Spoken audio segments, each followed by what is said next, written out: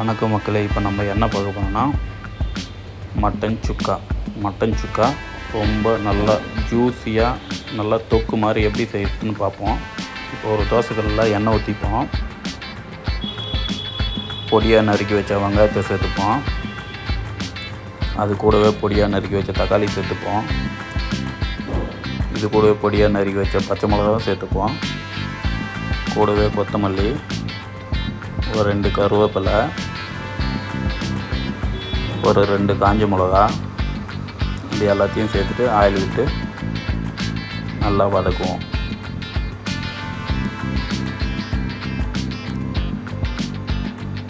இது ரொம்ப வதங்கணும்னு அவசியம் இல்லை, ஒரு 50% வதங்கினா போதும்.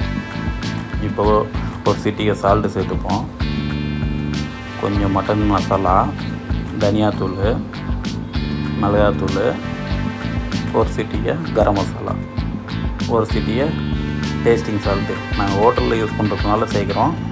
நீங்கள் வீட்டில் யூஸ் பண்ணுறதுனால நீங்கள் சேர்க்கணுன்னு அவசியம் இல்லை. கொஞ்சம் ஆயில் விட்டு வதக்குவோம். இது எல்லாத்தையும் சேர்த்து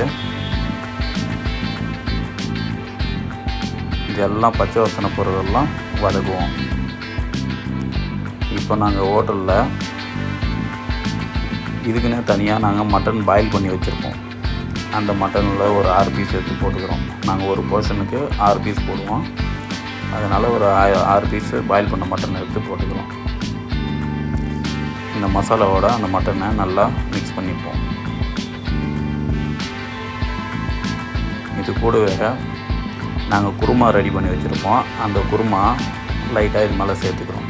இந்த குருமா எதுக்கு செய்கிறோன்னா நல்லா அந்த தொக்கு நிறைய நல்லா ஜூஸியாக கிடைக்கும்.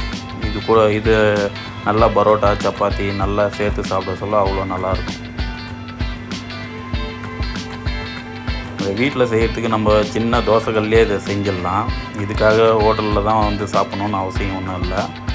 வீட்லேயே ரொம்ப ஈஸியாக செஞ்சிடலாம். இப்போ மெயினான இது, இப்போ நம்ம ஒரு 6 பீஸு தான் போட்டிருக்கோம். அதனால் வந்து அந்தளவுக்கு மட்டனோட ஃப்ளேவர் இருக்காது. அதனால் கூட நெய் சேர்த்துப்போம். நெய் சேர்த்தோம்னா அந்த மட்டனோட வாசத்தை ரொம்ப தூக்கி கொடுக்கும். அதனால தான் நம்ம மட்டனில் நெய் சேர்ப்போம்.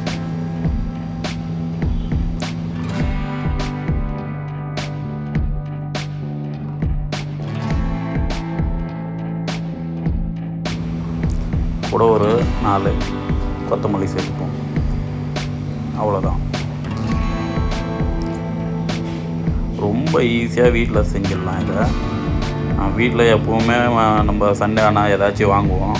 அப்போ இது மாதிரி ஒரு வாட்டி செஞ்சு பாருங்கள். டேஸ்ட்டு அவ்வளோ நல்லாயிருக்கும். இந்த தொக்கு சப்பாத்தி செஞ்சாலும் சாப்பிட்லாம், பரோட்டா எல்லாத்துக்கும் இது ரொம்ப ரொம்ப அல்டிமேட்டாக இருக்கும். ஒரு வாட்டி செஞ்சு பாருங்கள். செஞ்சு பார்த்துட்டு கமெண்ட் பண்ணுங்கள். ஓகே, நன்றி.